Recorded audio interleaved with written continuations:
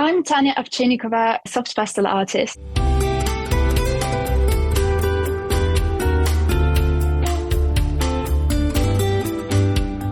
You're listening to Art, the podcast where we get up close and personal with women from around the world of visual arts. I'm your host, Chris Stafford, and this is Season 2, Episode 25. My guest this week is the Belarusian soft pastel artist Tanya Avchinnikova. Tanya's love of water and its translucency is the focal point and inspiration for her art. She says, "I specialize in seascapes and landscapes, places where you can feel a deep unity with nature and trying to capture the illusion of presence." Tanya was born in Minsk, Belarus in 1988. Her mother, Eleanor, is a nurse, and she has a brother, Anton. Tanya studied music and began performing as a pianist from an early age, so it was only natural that she would pursue a career in music. She studied music at the Belarusian State Academy of Music and earned her postgraduate degree in performance at the Urals-Mussorgsky State Conservatoire, Ekaterinburg in Russia. She spent 2 years in China teaching piano at the Nanchang Normal University in Nanchang, Jiangxi Province. In 2006, Tanya moved to the UK and earned her master's degree at the Royal Birmingham Conservatoire. She currently works as a ballet pianist at the Performers College, which is part of BIMM University. She lives in Birmingham with her husband, the classical pianist Roman Kozyakov. Tanya is a member of the Pastel Society and a signature member of the Pastel Society of America. Tanya, hi. Welcome to the podcast. Hello, Chris. Thank you very much. You are in Birmingham, England. You've told me that you would rather be near the water doing what you love. Yes, that would be brilliant, actually, one day to move somewhere to the coast. You were born in Minsk in Belarus, so not really near water. Do you know where that love of water has come from? Well, I don't really remember when that moment when I was that inspired and fascinated and excited by being next to the sea. But I remember when I was 6 years old and when my mother first took me to Black Sea in Anapa in Russia. I remember that beautiful feeling, being on the shore and play, with sand and water. It was amazing. But I always wanted to learn how to swim, and I had quite a funny experience, when I was 8 or 9 years old in a swimming pool. It's really funny. My coach was quite strict, and I was scared of her, and I had this sort of quite traumatic experience about being in the water. So I always loved to observe it, but never could swim because of that fear of, being drowned or something like that. And only last summer I learned how to swim when I was in Turkey, and now I just go to swimming pool every day. And if any opportunity arises, at the first thing, I just go somewhere by the coast and just observe it. It's just my passion. Yeah, it clearly is. And you obviously have a wonderful sort of spiritual relationship with water too, because you're able to illustrate that with your art, which is so beautiful, Tanya. And I want to talk more about it. But, when I was looking at all the things that you do, I thought, okay, where do I start with this interview? Because you're an artist, a musician, and an athlete. You're all of those things. And you're probably more that I hope you'll share with us. So which came first for you? Was it the music or the art? Oh, it was music. I started playing the piano when I was 6 years old. And I finished my music school and then music college and then conservatoire. And then I did my master degree and PhD in Russia. And then I came to Birmingham, and did masters in here. And then lockdown started and I became an artist. Yeah, so many talents. Now, where did you do your postgrad in Russia, Tanya? It was in Urals in Yekaterinburg, in State Conservatoire there. You're still playing today. You're married to a musician as well, so it's clearly something that's an important part of you, and you're still performing. Well, a little bit. Okay, I've seen your name on a billboard. You are performing with the Redditch Orchestra in June. So tell us more about that. Yeah, that's interesting, actually. That I was invited 4 years ago when I was still in the conservatoire here in Birmingham doing my master's degree. It was 4 years ago, and I was supposed to play Mozart concerto, and then lockdown started, and the concert was cancelled.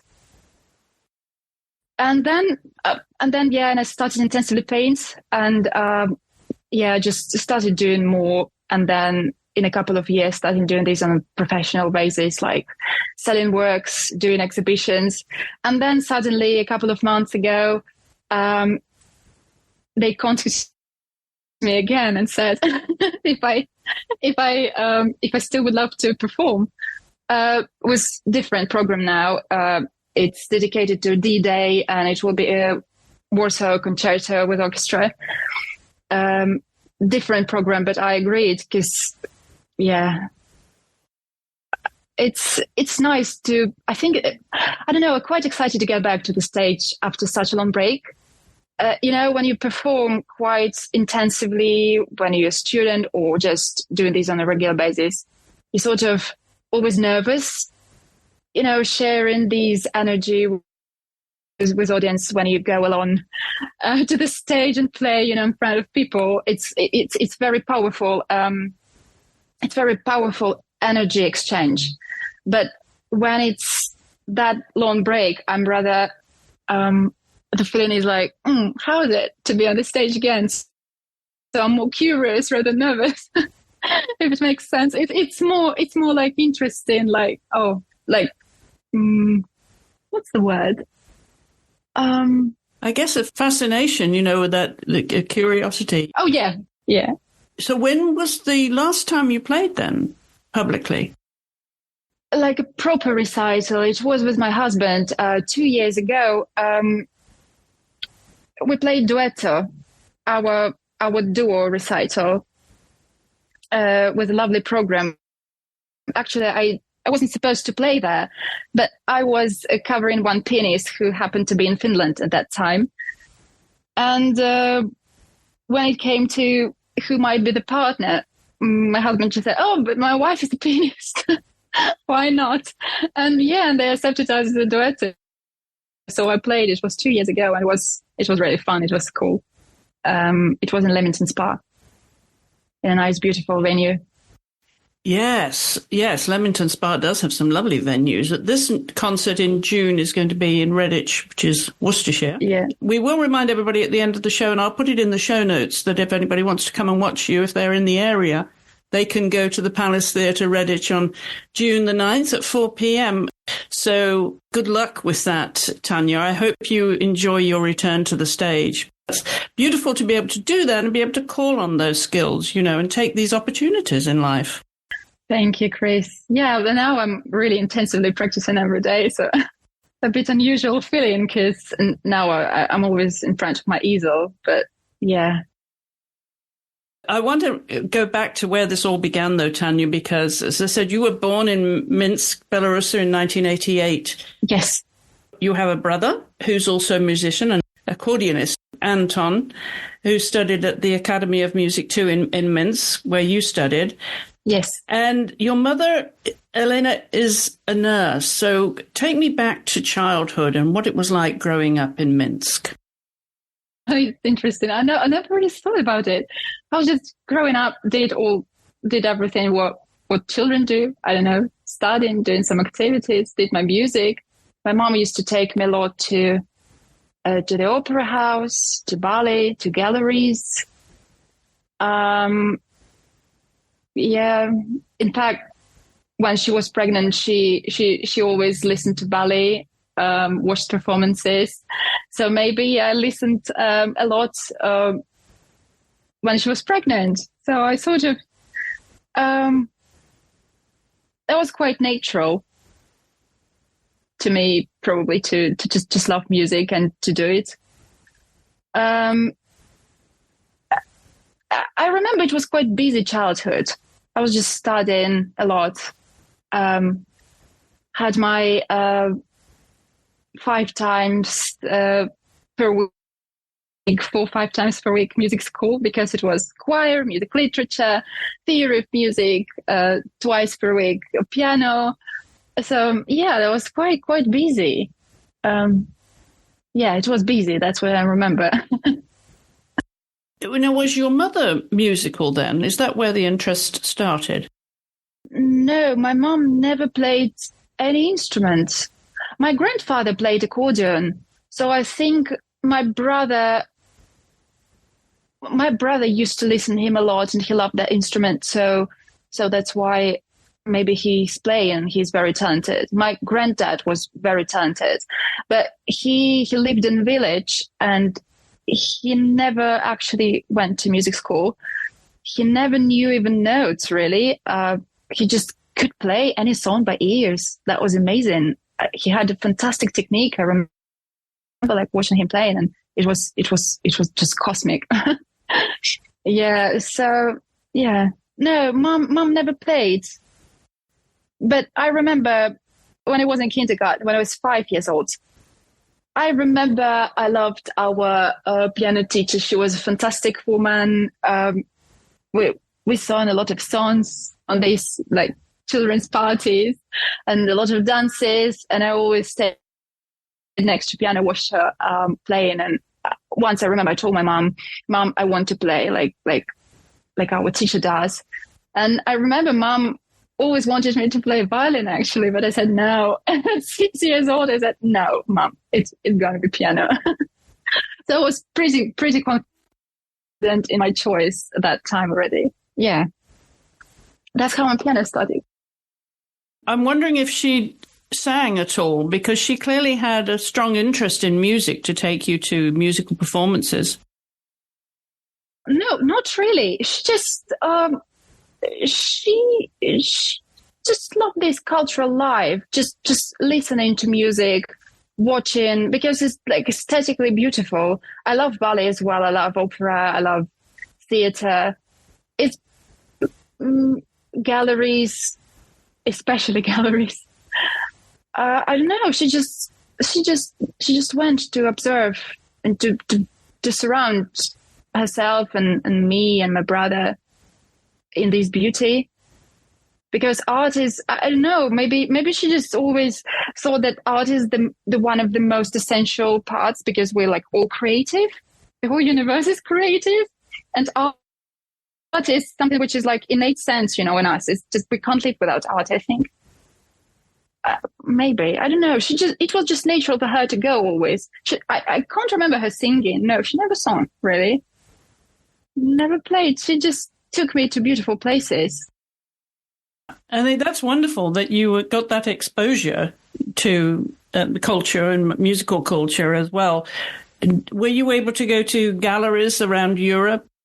Well, yes. If I travel somewhere, it's the first thing I would go. It's gallery, known gallery or unknown gallery. It doesn't really matter. I will just go straight away where the art is.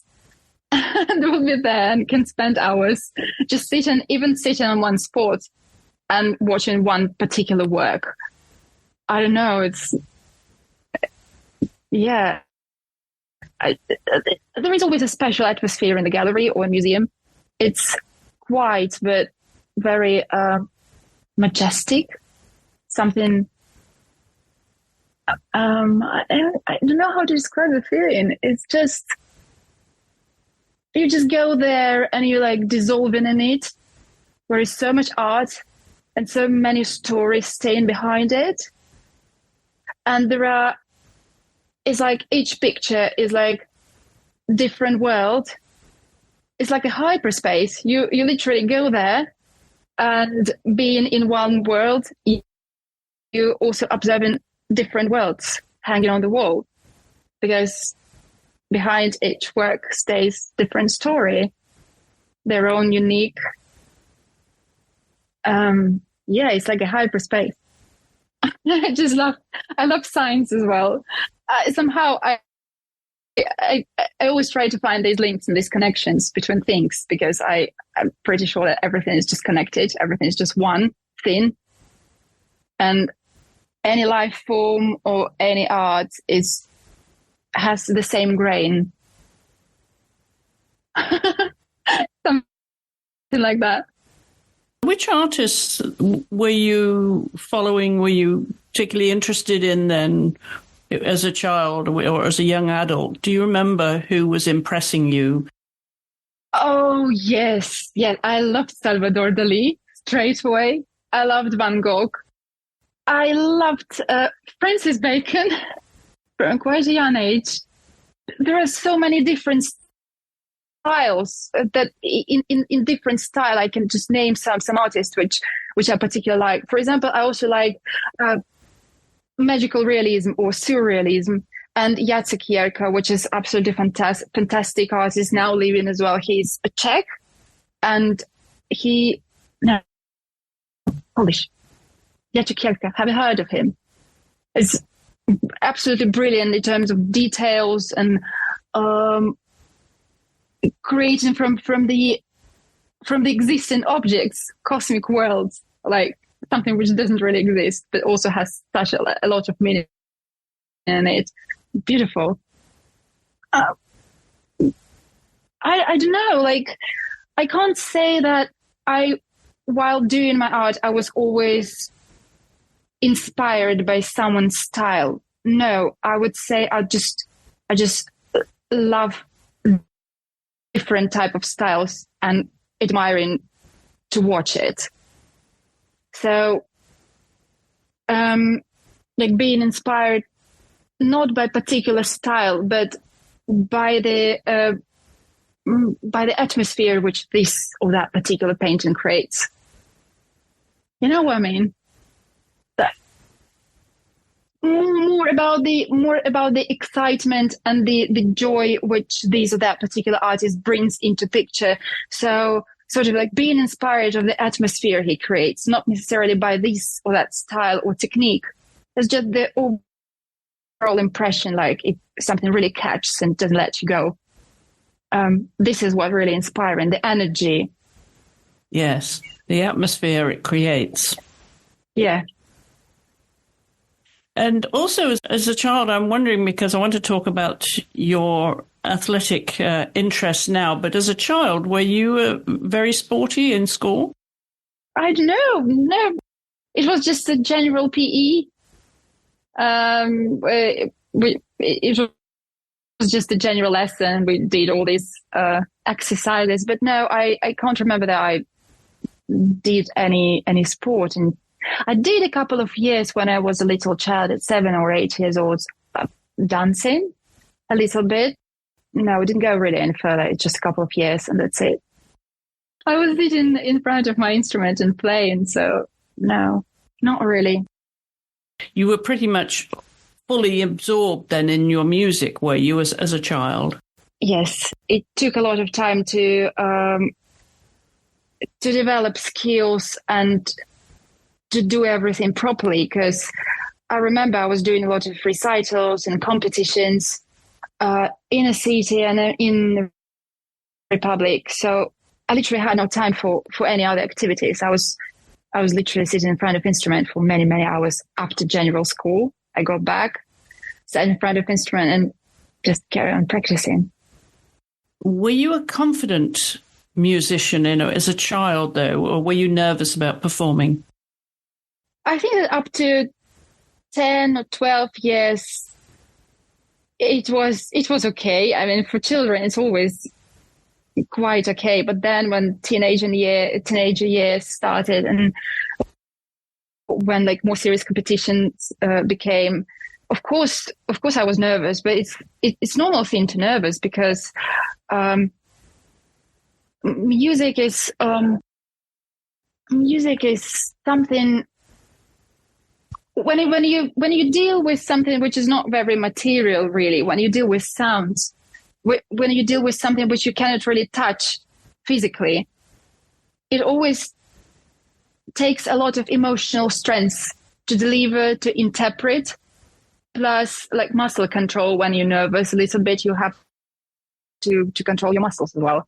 So it's a mix of different emotions. So first of all, you should touch the audience and make them believe in your interpretation, but also being yourself with a cool head to be able to control everything. So it's a big emotional exchange, which is quite exhausting sometimes. Well, it depends on program, of course, but if to do everything in a proper way, it's quite challenging. And you need to just be quite emotionally strong. And well, yeah, the more you do it, more you perform, then you sort of perceive it as your job, I think, and you're nervous less. But at the same time, you'll it's quite impossible not to nervous before the stage. You're always nervous. Then already when you are by your piano, then you actually stress less rather than before the stage. Like the moment of awaiting going to the stage is quite well, no, not really stressful. I mean, if you're ready, then why would you be stressed? It's more about like excitement. And also when you perform, you're quite fragile in front of music. It makes you feel fragile because you want to deliver all the emotions, to interpret the musical text as much right as a composer probably thought it should sound. I don't know. It's a mix of everything. It's music. Also, by learning everything carefully, then you need to feel free to go with the flow. Sometimes let it go, sometimes spontaneous, sometimes more controlled. I don't know. It's every time is different.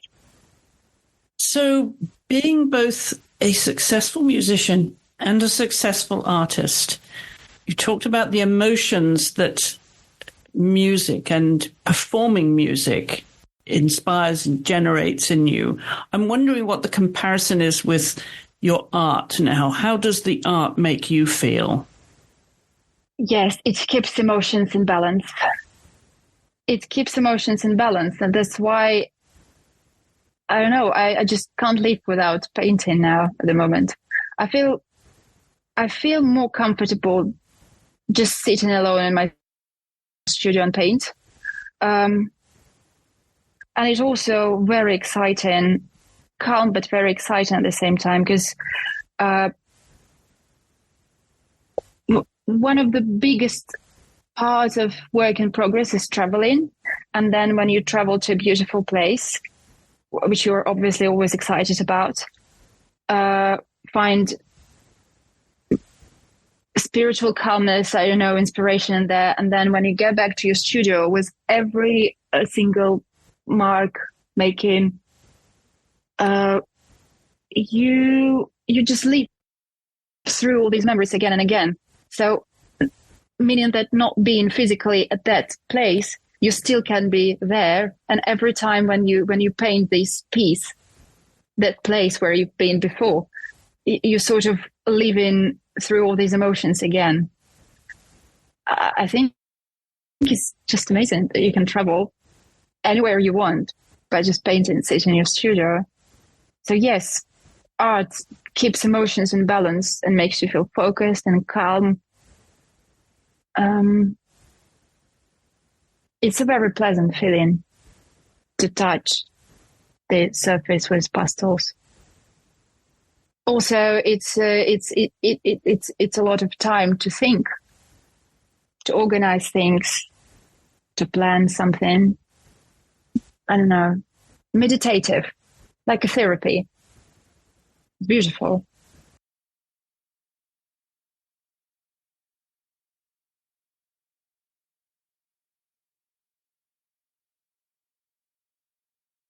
And given how important the art is now in your life, Tanya, and you're still performing, so you've got your practicing to do, how do you balance those two? Do you have a routine that, okay, I've got to practice first, or I'm going to paint first? Give us an idea of how the day might look like for you. Yes. Well, it's a little complicated because I also have a day job in a performers college. I work in performers college as a ballet pianist, meaning that every morning I go to work and get back around 6, 7 in the evening and still paint every day. So I sometimes paint at night. And literally yesterday, I went to bed at 4 o'clock. At 4 a.m. At 4 a.m. I started a new series, and I just, sometimes you just feel the inspiration. It's just right here. And I feel like I know that my body knows and my brain knows that I should stop. But I feel that it would be wrong to interrupt the flow. That's why I keep going no matter what. And then by 4 a.m., being completely exhausted, just going to bed and absolutely cannot think. So yes, I do have a daily routine, and I could have set up a schedule for painting, but sometimes inspiration just sometimes you just work, but the other day you feel like today I'm particularly into these waves, like I cannot stop. I just have to carry on and do it, like going with flow, like water flows and I go with it, quite spontaneous. And and I cannot do anything with it. I just do it. So yeah, I think that my routine depends on particular inspiration I feel in this or that day. So I can just not sleep. You talked about how fragile you are when you're performing and playing the piano. What do you feel when you show your artwork? Do you feel a vulnerability there too? No, it's a different feeling. I don't know how to describe it. Maybe because this is something which I did, which I created. Because when I go to the stage, I perform music which was written by great composers. So obviously I will feel fragile, how to deliver best, how to respect that. How to interpret the composer's work. Yes, how to interpret it in the most correct way, how to touch people, how to be a good medium to deliver to the audience that great music by those great composers of the past epochs.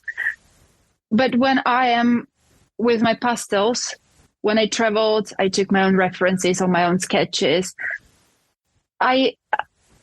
Even if I go with the flow, I still know what I'm doing because I do create it myself. And I feel like it's just part of me. And no, I probably feel stronger. Not necessarily that I would be pretty confident in the exhibitions. It's not about showing the work. It's just being among many people, which sometimes I might feel like a little shy or anxious or stressed. Maybe because I'm very much introverted person. I just like being alone in the studio.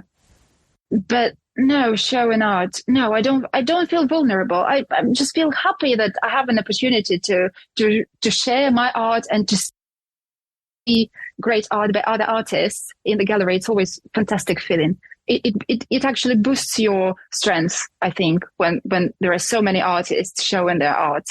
Because when it's exhibition, there is always a lot of people and we're just all together like one big family sharing our own worlds. Rather than when you are on stage, you're just alone with the sound. It's just different type of magic. It certainly is. And I'm wondering, because you have a day job, does your art have to be commercial? Was that the intention when you started? And does it need to be commercial now? When I started painting, I never really thought about it. I started painting because I couldn't not to. Before I came to the UK, which was 7 years ago, I lived in China for 2 years. I worked there in a college. I was teaching piano, and just to tell a little bit as a background, because I think this is very important, how I started doing this and what is the purpose of it for myself, I think. I remember it was a Lunar New Year break, and I came for a short vacation at home, like for 1 week or two. And I found a box of soft pastels at home. This is still a miracle to me. I have no idea where it came from. So I just started exploring it and started learning, watching videos, started learning brands, discovering pastel artists, reading books. And I so fall in love with this medium that I didn't really try anything else. I tried a little bit of watercolor, but I just stick to pastels for 6 years now. And when I worked in China, I felt quite lonely because I went there alone. It was my first time when I moved that far away for that long time by my own. So I felt quite a terrible homesick. And I think that painting and drawing was like a natural therapy for me. It was almost vitally important to me to do something to take my mind off things. And that's how my journey with pastel started. So, and once I just tried, I couldn't stop. That's why I remember in a lockdown when I sold a couple of works, my first works, when I sold them, I was so happy that people like what I do. And I don't know, but of course now it's when you've got some commissions and when people ask for your works, I still prefer not to think about it like something commercial. I always thought that if I start thinking about this, that the magic disappears. I don't know, this is still magic to me. I do it because I cannot not to. And if someone likes, then it's amazing. Then I'm just super happy to share it. Now it's getting more serious, and now exhibitions, and I've got a membership. Now I'm member of Pastel Society UK and a signature artist of Pastel Society of America. So now exhibitions is something what I do quite regularly, and this is part of my job, and big part of my job from the educational point of view as well. When you go to the exhibitions, you show your work, but you also learn a lot from other artists about the technique, about the body of work, about framing, about representation, like anything. So this is important, but I don't think about it as a commercial. It would be great to do it as a full-time, yes, but still because I want to paint. Yeah, something like that. I don't know. What's your mother's reaction to you becoming an artist? Oh, she loves it. She's laughing all the time, like, oh, like you went to the UK as a musician, and now you're an artist there. She always laughing. She said, you're studying for ages, and now you see, and now you didn't need to study to be an artist. But I have to say that the conservatoire professional education actually helped a lot in maybe becoming more confident in painting. I don't have a professional background in art, but when I paint, I think that all the laws, all the same, of phrasing, of tonality, of the main culmination, the main focus of the work, then the law of perspective. All these laws are all the same: movement, phrasing, tone, because harmonies, they are colorful, same like paints, right?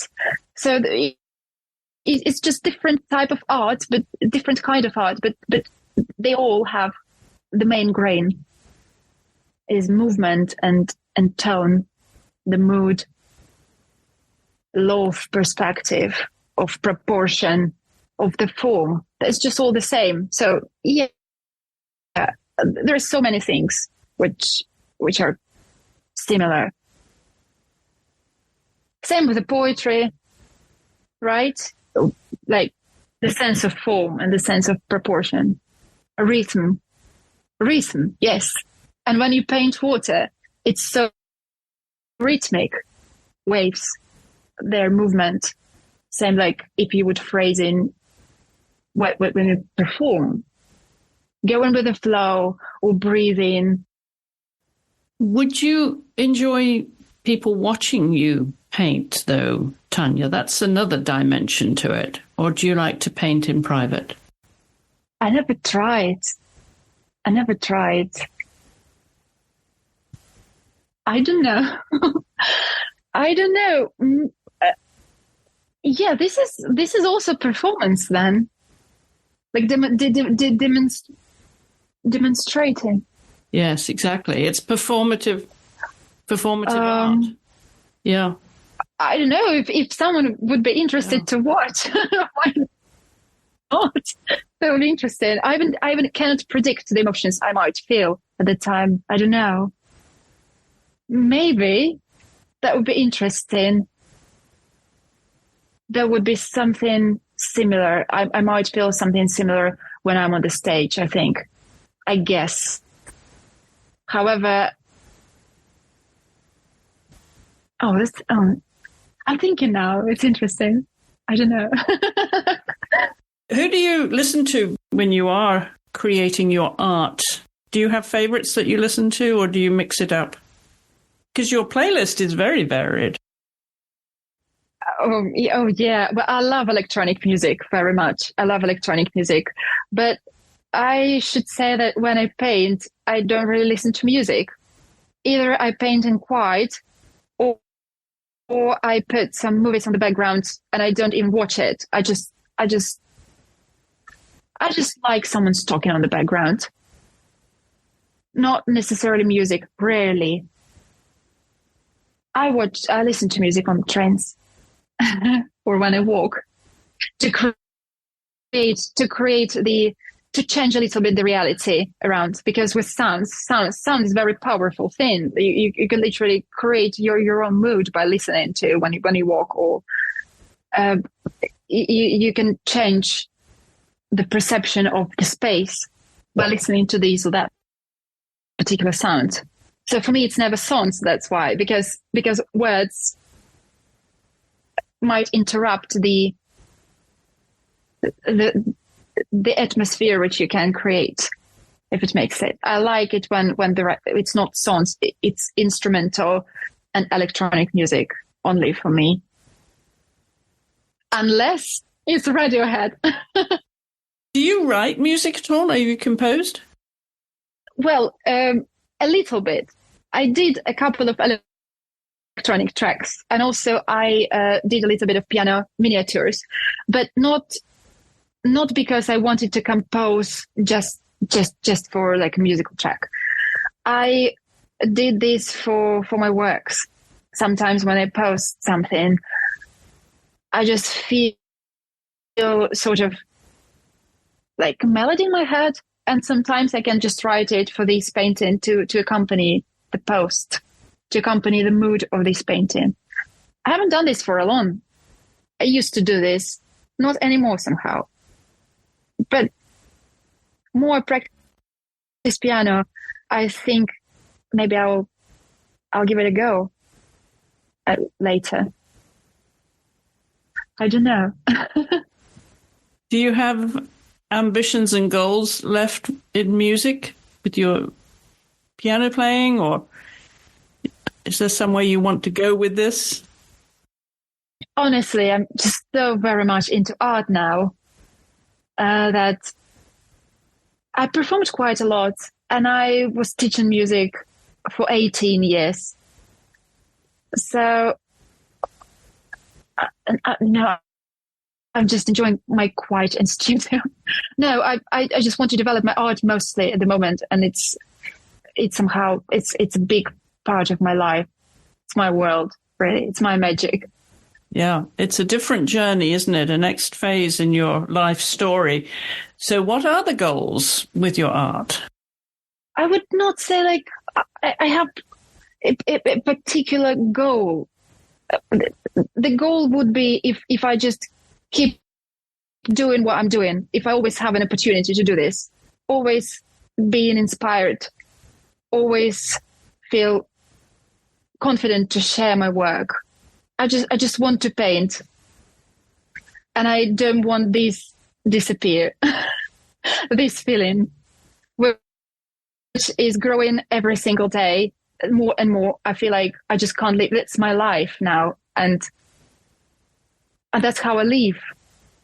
And yeah, to be a full-time artist, to have a nice bigger studio, to live somewhere by the sea where I can just create, and to feel myself closer to nature, to dissolve myself in it, and just to create, and to carry on doing exhibitions, and to share my work. And yeah, and that's it. And every time to open something new, because pastel is a fantastic medium. I always, it just fascinates me every day.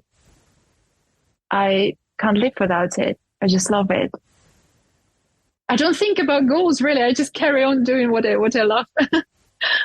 Well, it sounds like that's your dream, to have a house by the sea, so you can be working with your soft pastels for more hours in the day, perhaps. But I want to talk about another piece of your life, which was very impressive, Tanya, when I found out through your Instagram, that you are learning karate now. This is a new sport for you this year. How did that come about? Something completely different to playing the piano or painting with soft pastels. A real contrast. Not really a contrast, I would say, because I do Goju style, and it's translated as soft hard.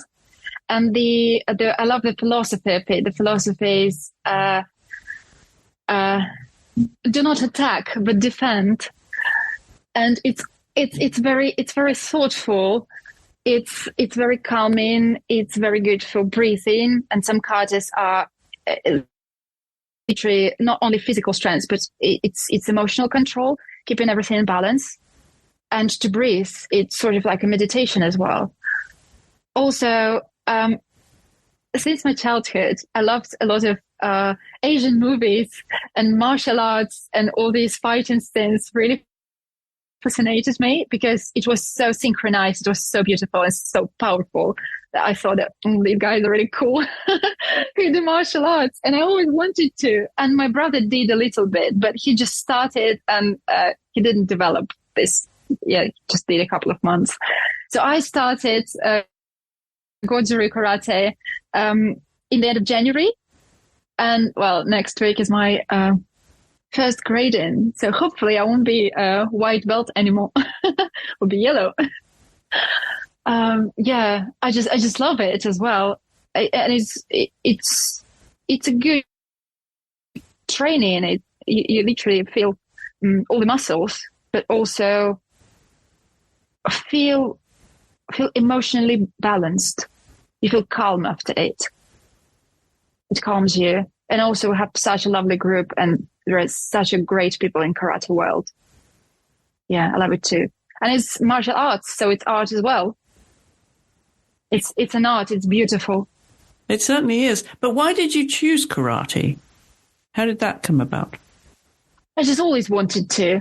I love the aesthetics of uniform and and it's just, I don't know. I just love it. I loved it before, and it's probably when I was younger, I didn't have an opportunity to do that. And now I just somehow have an opportunity, and I just went for it. There's so many martial arts. Of course, there could have been judo, taekwondo, jiu-jitsu. I mean, there's so many martial arts that you could have chosen. I'm just curious as to why it was karate. Well, maybe because my brother started it. Well, it was like when I was in my home country 9 years ago. But when he was a little child, he did a little bit. He started karate, and yeah, I just loved it. This aesthetics, and I think that also Goju-ryu style, this particular style, is not aggressive. It's powerful and beautiful. It's quite soft. It's nice movements because there are different kinds of it. It's just this one. I don't know. It fits to. It's quite feminine as well. It might be quite feminine. I don't know how to describe this, but it's not that super powerfully aggressive like some other types of martial arts will be. It's like really art. It's nice, and yeah, and there are many women in our group doing it. It's beautiful. Well, clearly there are many pieces to your life now, and you're keeping very busy. But I'm wondering, being a wife as well, and obviously running a home with so many choices, if I was to say to you, Tanya, okay, you can do anything today. You don't have to do anything. But if you choose, what would be the most fun day for you? What would that be like? I would just go straight away to carry on with my new series. Probably I would go back straight to my painting. Because this is how I feel at the moment.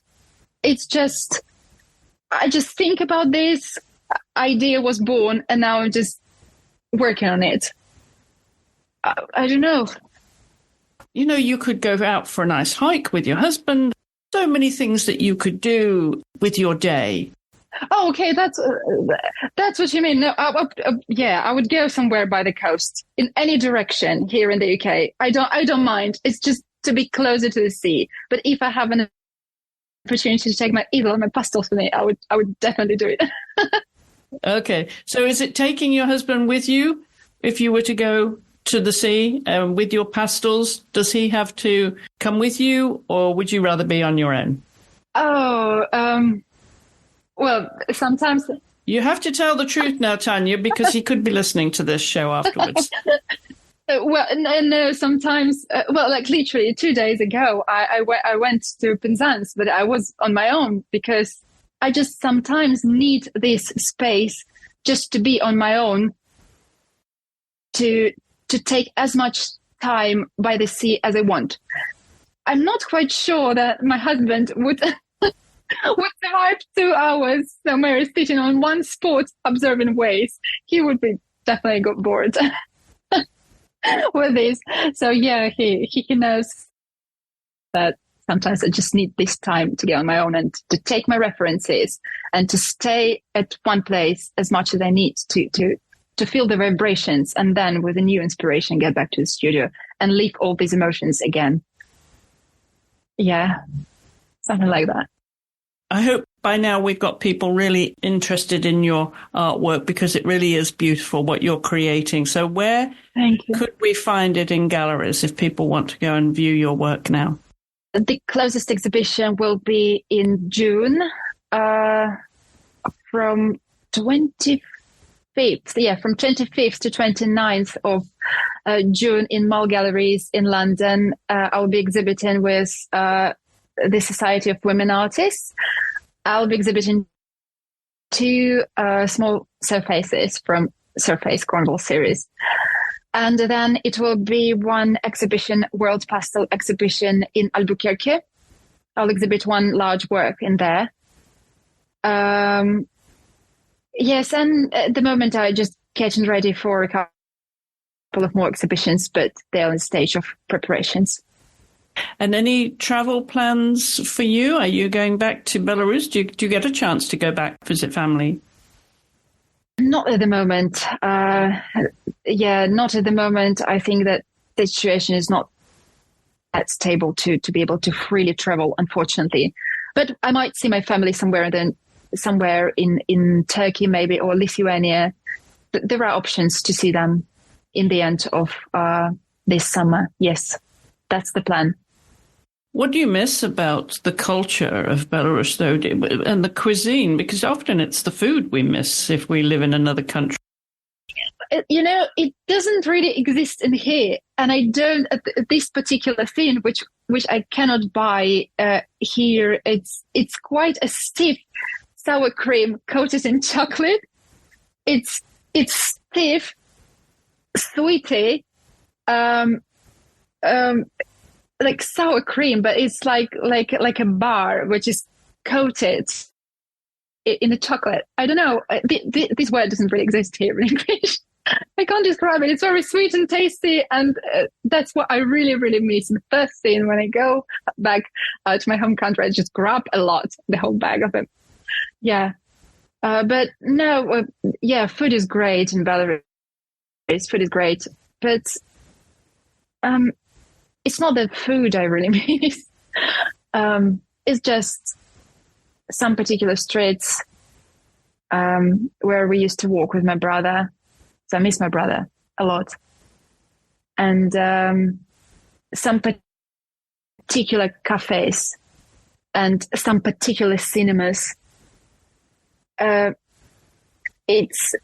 also people who I know who are very dear to me. So it's actually not about the really place. It's about the atmosphere which people create. So yes, I just miss my family. I'm not quite sure that I really very much attached to places. It's just, if the places is beautiful, I feel comfortable. It's about people, really. I'm happy being here in the UK. It feels like home now. So all I want is just to see my brother and mum just somewhere, no matter where, really. And when the situation is more calm in my home country, I'll gladly go and visit. But my family is here too. So, yeah, there are always an options.